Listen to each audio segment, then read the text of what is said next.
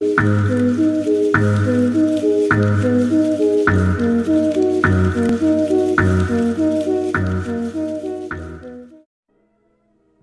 Russell, what is philosophy?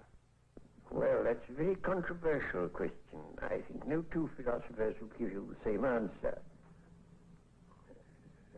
My own view would be that philosophy consists of speculations about matters where exact knowledge is not yet possible.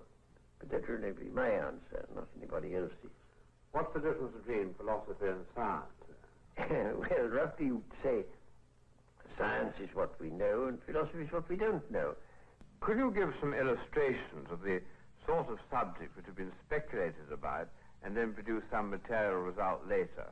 Yes, it's quite easy to do so, especially from Greek philosophy. The Greeks invented a whole lot of hypotheses which turned out valuable later, but which in their day couldn't be tested. Take, for example, the atomic hypothesis. Democritus invented the atomic hypothesis that matter consists of little atoms.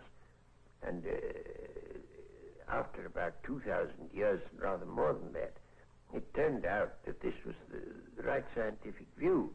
But in his day, it was merely a suggestion. But didn't Plato think that Democritus's theory about atoms was a lot of nonsense? Plato was horrified by him, said all his books ought to be burnt, because Plato didn't like science. He liked mathematics, but he didn't like anything else that was scientific. Would you say that Marx was a philosopher? Well, he was certainly in a sense a philosopher. But now there you have an important division among philosophers.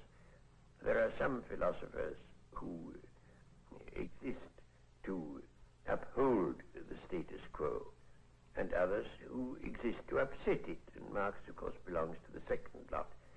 For my part, I should reject both those as being not the true business of a philosopher.